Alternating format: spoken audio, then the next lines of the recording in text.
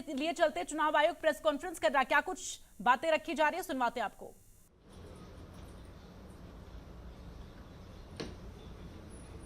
तस्वीरें आपको दिखा रहे हैं इस वक्त।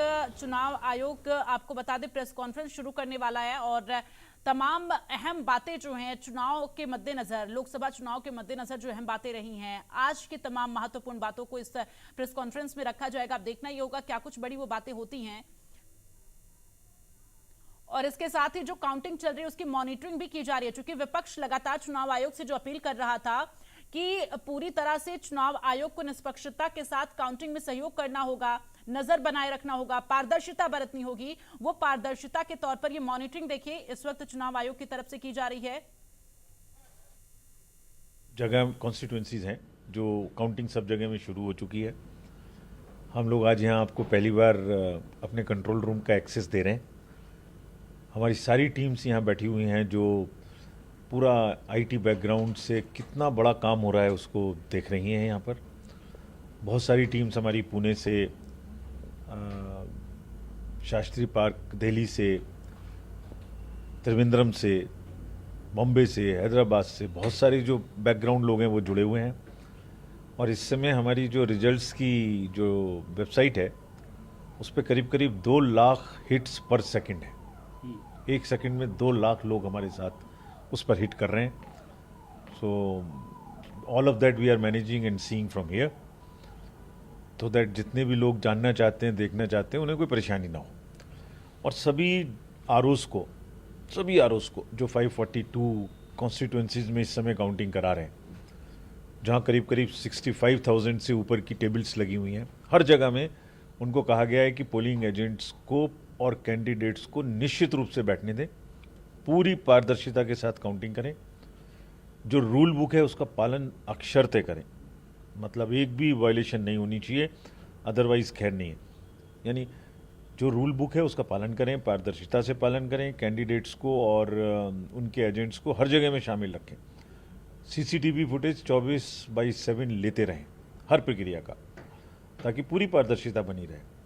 तो जैसे वोट डालने में मेहनत की, उसी तरीके से आज यहाँ भी पूरी पारदर्शिता के साथ वो सब लोग काम कर रहे हैं।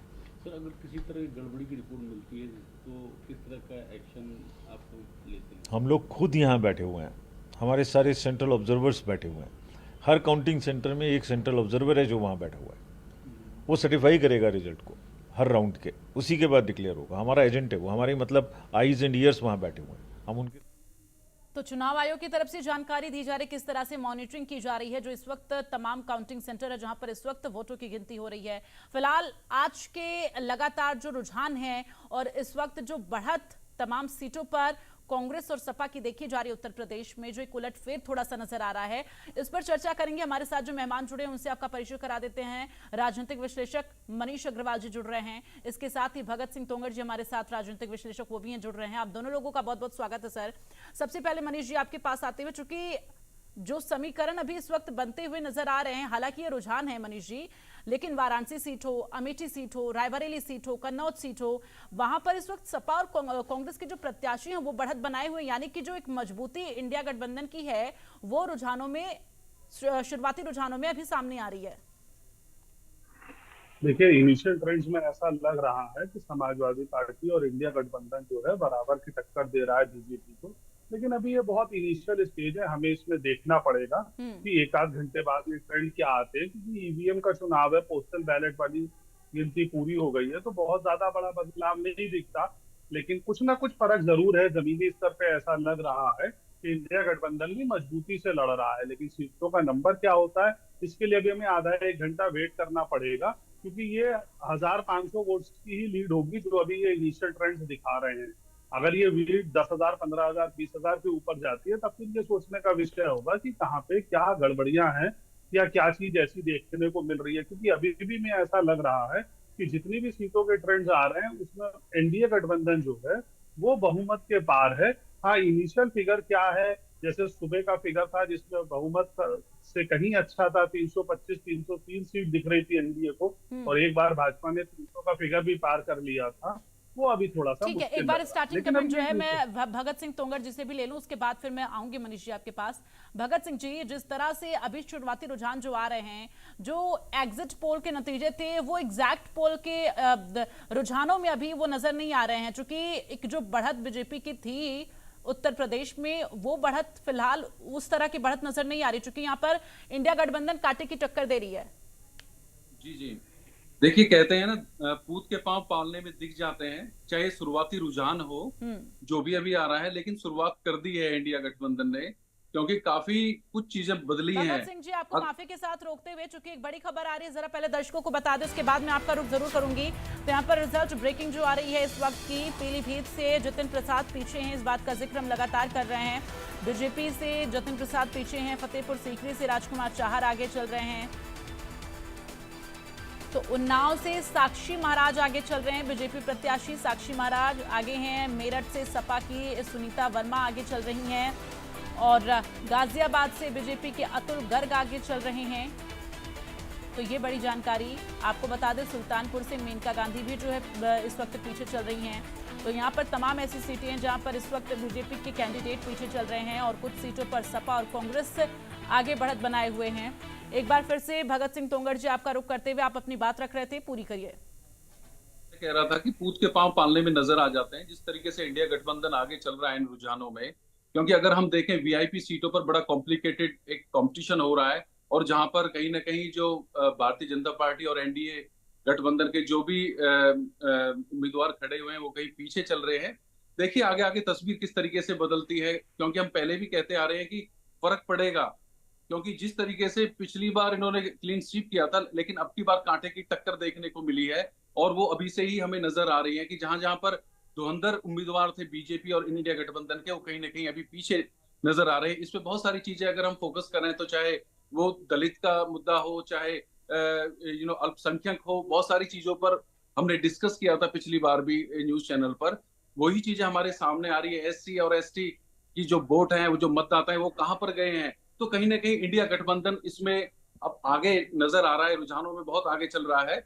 लेकिन अब देखेंगे 1 घंटे के अंदर जो तस्वीर क्लियर होगी वो बताएगी कि किस हद तक, देखिए इंडिया एनडीए तो बना रहा है अपनी सरकार, उसमें कोई डाउट नहीं है, बहुमत मिल जाएगा। लेकिन जो तस्वीर 2019 की थी और आज की तस्वीर को देखें तो बहुत बड़ा अंतर है, क्योंकि समाजवादी पार्टी आगे चल रही है बीजेपी से यूपी में, और इसी तरीके से वो कहीं ना कहीं अपने को बहुत तरीके से मजबूत एक गठबंधन, इंडिया गठबंधन अपने आप को शो कर रहा है। बिल्कुल मनीष जी, उत्तर प्रदेश में जो मिशन 80 का खाका तैयार किया गया था बीजेपी की तरफ से, वो साकार हो पाएगा या नहीं, इन शुरुआती रुझानों को लेकर आपकी क्या राय है? इन शुरुआती रुझानों को देख के ऐसा नहीं लगता है कि मिशन 80 कारगर हो पाएगा। अब तो देखने वाली बात यह है कि 2019 में जो बीजेपी की 62 और गठबंधन के साथ 64 सीटें थी, क्या बीजेपी उस फिगर तक पहुंच पाएगी? अभी तो यही प्रयास है कि उस फिगर तक पहुंच जाए। लेकिन मैं एक चीज और अपडेट करना चाहता हूं आपको और दर्शकों को, कि आज कम से कम विपक्ष और इंडिया गठबंधन को ये तो कहना चाहिए कि उनका लोकतंत्र में विश्वास कायम है। कोई ईवीएम में बेईमानी नहीं हो रही, कोई लॉ एंड ऑर्डर में समस्या नहीं है, कोई इलेक्शन कमीशन ऐसी चीज नहीं कर रहा कि जनतंत्र पे विश्वास उठे। कल तक आप उनके स्टेटमेंट देखिए कि वो कहते थे लोकतंत्र में विश्वास नहीं है, ईवीएम में बेईमानी होती है, या आज इन ट्रेंड्स को देख के वो कहेंगे कि ईवीएम मैनिपुलेटेड होती है। इसलिए हमें जनता के सामने जब कभी जाना चाहिए, अपना मत स्पष्ट रखना चाहिए।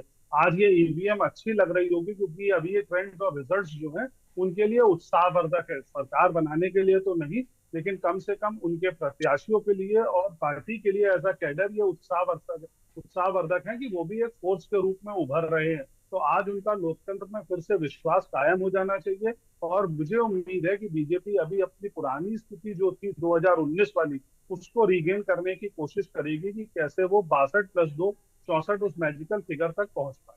देखिए, यहाँ पर जो लगातार तस्वीरें सामने आ रही हैं, जो 80 सीटों का रुझान है उसमें 40 में तो इस वक्त एनडीए चल रही है, लेकिन इंडिया गठबंधन 39, यानी कि एक सीट बस कम है 40-40 का जो आंकड़ा है वो मेंटेन करने के लिए।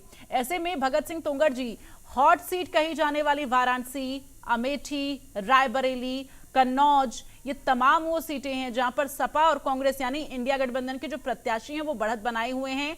ऐसे में हालांकि है तो शुरुआती रुझान, लेकिन जो रुझान सामने आ रहे हैं वही नतीजों में तब्दील होते हैं। जी जी, वो मैंने बताया कि जो वीआईपी हॉट सीट्स हैं उस पर कहीं ना कहीं इंडिया गठबंधन आगे चल रहा है, और ये बड़ा सोचने वाली स्थिति है एनडीए एनडीए गठबंधन को, बीजेपी को, कि भाई जहां पर इतने बड़े चेहरे उतारे गए वो भी आज पीछे चल रहे हैं, चाहे शुरुआती रुझान हो। और देखिए 80 जो सीटें हैं उत्तर प्रदेश की, उसमें से 40 के लगभग समाजवादी पार्टी पहुंच गई हैं। ये कहना ठीक नहीं होगा कि 60 या 65 एनडीए ले लेगी। इस हिसाब से देखा जाए तो जो इंडिया गठबंधन आगे ही रहेगा एनडीए से उत्तर प्रदेश में, और जो बड़े चेहरे हैं वो भी इतना कुछ यहाँ पर प्रभाव नहीं डाल पा रहे हैं कि किस तरीके से एनडीए। बिल्कुल, निश्चित तौर पर यह देखना दिलचस्प होगा। और इसके साथ ही आपको बता दें कि जो आंकड़ा है 80 जो सीटें हैं उत्तर प्रदेश की, 40 पर एनडीए की बढ़त है, लेकिन 39 पर इंडिया गठबंधन की बढ़त है। यानी कि मुकाबला जो है वो यहाँ पर कांटे की टक्कर नजर आ रही है। लेकिन इन सब के बीच जो रुझान हैं वो लगातार जो सामने आ रहे हैं, हालांकि ये शुरुआती रुझान है, आगे तस्वीरें और बदलती हुई नजर आएंगी।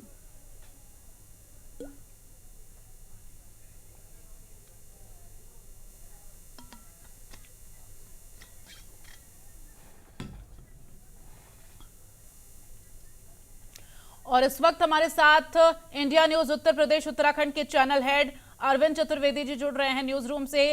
Arvind ji, over to you.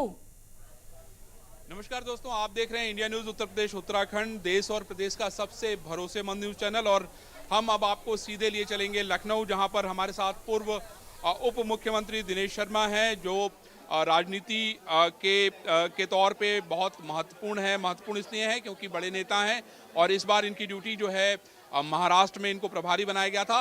लेकिन महाराष्ट्र में प्रभारी होने के साथ साथ उत्तर प्रदेश में लगातार दिनेश जी ने नजर बना के रखी थी। दिनेश जी, इंडिया न्यूज में आपका स्वागत है।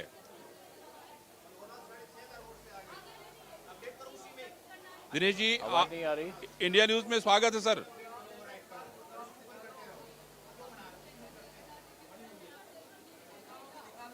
दिनेश जी, आवाज आ रही है?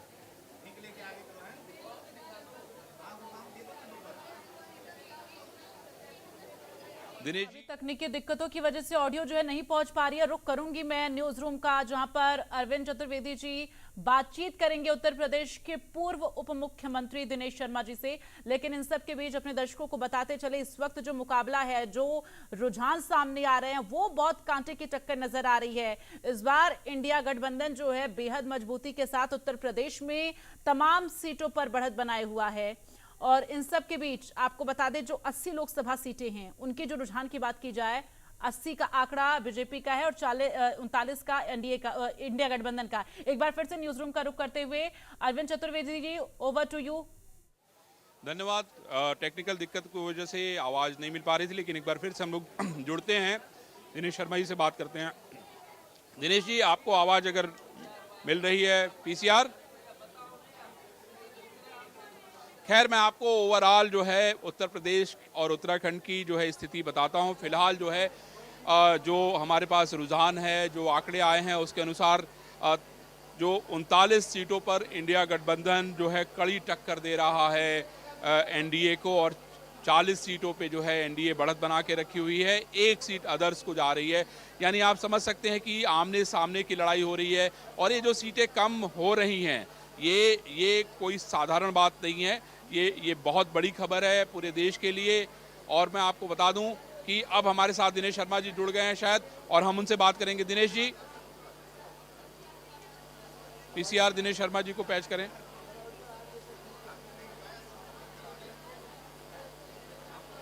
दिनेश शर्मा जी, इंडिया न्यूज में आपका स्वागत है। मुझे अरविंद जी की आवाज आ रही है, आप कनेक्ट करिए उनसे ना। हाँ, मिल गया। आपकी आवाज आ रही है दिनेश जी। इंडिया न्यूज पे आपका स्वागत है। पहले तो दिनेश जी, मैं महाराष्ट्र लेके चलता हूं आपको। महाराष्ट्र में क्या स्थिति है? आपने बड़ी मेहनत वहां की थी, और अभी जो रिजल्ट आ रहा है वो आपके अनुरूप है या नहीं है? पहले उस पर चर्चा कर लेते हैं।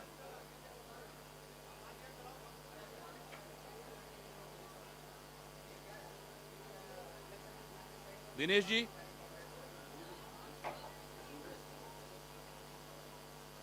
दिनेश जी, आवाज आ रही है आपको?